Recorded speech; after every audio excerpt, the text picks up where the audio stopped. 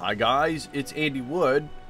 Welcome to an episode of Mod Talk for The Witcher 2 Assassins of Kings Enhanced Edition. I am an extreme noob when it comes to modding any games. And ever so briefly, I first modded and did a playthrough of my Fallout 3. And when I moved on to Fallout New Vegas, I in turn modded that game. Now when I started playing the Witcher series, I found out that there's also mods for Witcher 2. And modding the Witcher 2 is the same but different. And currently I am running 5 mods on the Witcher 2.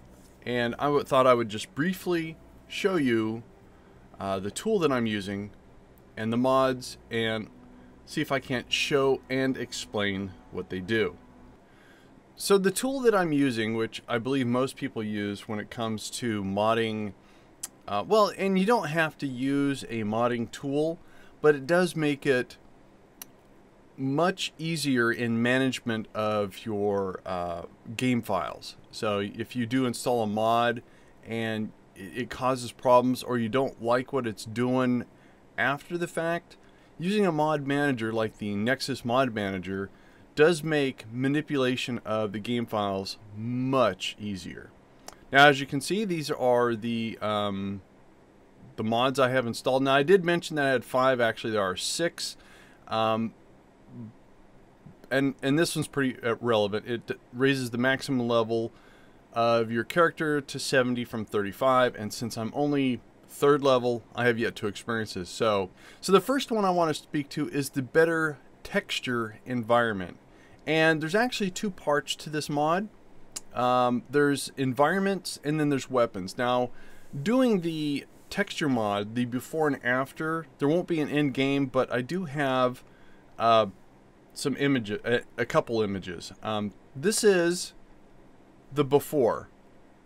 Now the game that I'm running, I have everything on very high or ultra, so the graphics are at the maximum, but there's a couple of people that went through and actually enhanced the enhanced, I guess. Now this is the before, and again the graphics look pretty good. And if I show you the after, and it's not an exact transition, I do apologize for that. So you can see that the rocks have got a little bit more detail, the fence in the background, the tent off to the right. And again, all this mod does is enhance what's referred to as the environment. So there's no weapons, no characters, no faces, no uniforms, just the environment. So ever so briefly again, the before and the after. And that's it. And the reason why there's no video that shows the before and after is since there is a lot of file copying involved. It actually takes close to 10-15 minutes for this mod to install because it's copying and removing all the files. The next mod I want to speak to is something called the Dynamic HUD. Now, in Witcher 2, to be quite honest, the HUD is not that evasive. But in playing with this mod, I find it to have less on the screen is actually a little bit more immersive for me, and that's something new for me is playing games, role-playing games that give that immersive game feeling. So again, this is the vanilla, this is the HUD. So in the upper right hand corner you have the mini-map, upper left hand corner you have your toxicity level, your vigor, your health, experience, and in the lower left hand corner are your signs and what's on your quick slots. Now, and that's pretty minimalistic too. Now, what I'm going to show you is the dynamic HUD. And now I'm back with the mod for the dynamic HUD installed, and as you can see, all I have is the minimap. Now, in fact, if you notice underneath the minimap, I don't even have the quest.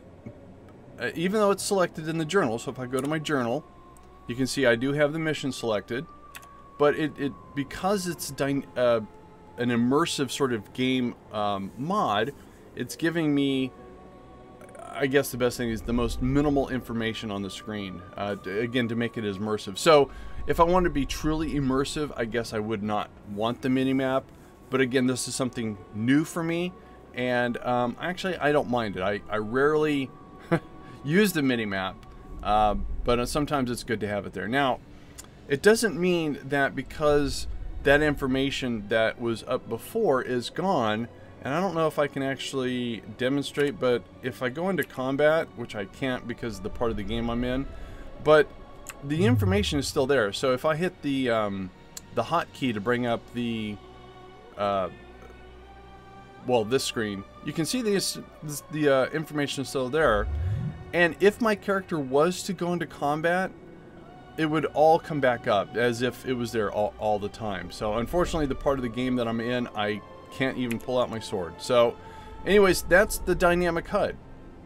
Pretty cool. Now there's a mod installed that I actually can't show or demonstrate because I haven't gotten to part of the game that fixes. And it's simply called the Grass Color Fix. And evidently, when The Witcher 2 came out in the Enhanced Edition, in Act 2, I guess the grass got brighter, and it was very noticeable. So this mod fixes that so that the grass stays the same color as the previous act. Now again, since I haven't gotten to Act 2, I can't actually show you a before and after. But again, I installed the mod. It hasn't been causing any problems whatsoever. And again, I thought I would talk to that mod. Now, the next mod that I have installed is called Quick Slot Potions. Now, I'm guessing because, well, I guess I could test it out right here. So if I go to my inventory and I go to my potions, so I have my pockets, or what's called the quick slots, and see, you cannot quick slot your potions. The game will not allow you.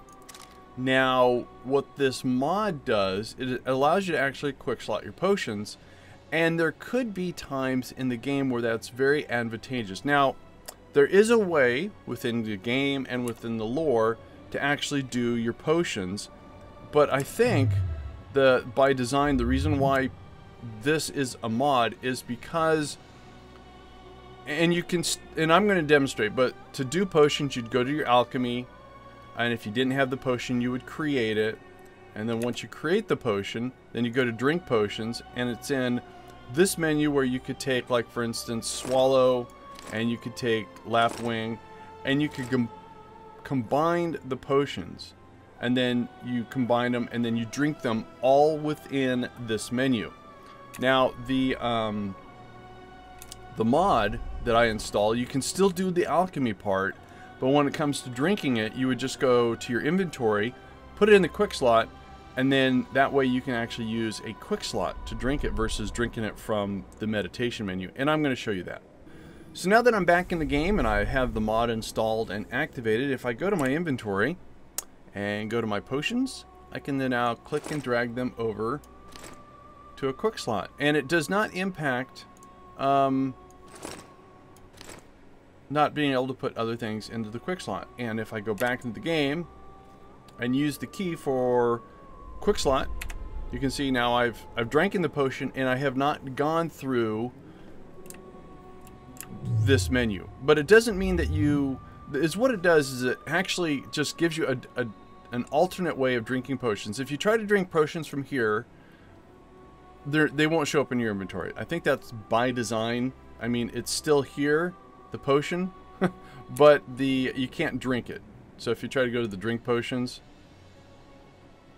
there's no way to drink it. There's no drink. So the way to drink it is to drink it through. But it doesn't break.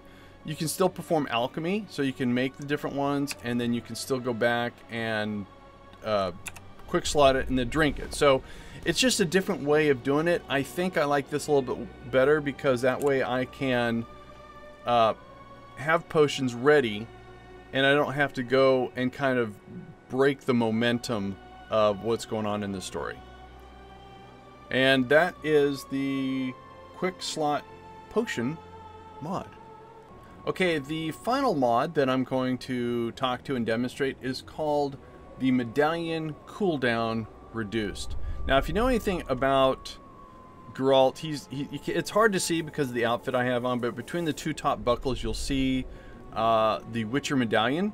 And in Witcher 2, what he uses it for, actually it's a little bit more distinct in Witcher 2, that when he uses it, when he presses it, this kind of orange gold shimmer happens, and what it does is it points out anything of interest, like herbs or doors or anything that might be of interest. And the thing about it is you just can't keep mashing the button and using it. So as you can see, I'm trying to use it. There's a cooldown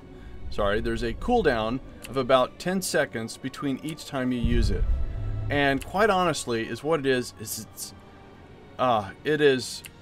well, it's a pain in the keister, to be quite honest with you, because you might use it, find some things, go investigate, and it takes you longer than, or shorter, it might take you less time than 10 seconds to, and then you have to wait. So what it is, you go, okay, let me use it, it shows you, you run over, check out a couple things, and it takes you less time to check out those things, but the third one, you can't remember what it was, and you have to wait the 10 seconds. So what the mod does is it actually reduces the cooldown to nothing. And let me show you. And now that I have the mod installed, when I activate the medallion, I can keep doing it over and over and over. Now, somebody might think that's a cheat. I don't think so. Quite honestly, it's my medallion for, you know, my Witcher skill. I should know how to use it whenever I want to, and there shouldn't be a disabling feature of to where, oh, I can only use it for 10 seconds because it causes such duress. Well, I don't think so. It's just a magic dauble, right? Or bauble, sorry. So, and that's it. So I certainly hope that this might have helped some. If anyone's interested on modding their Witcher 2, I will provide a link in the description down below that is a tutorial on what I followed to mod my Witcher 2. So, hey, thanks a lot for watching this, and we'll see you back in the game.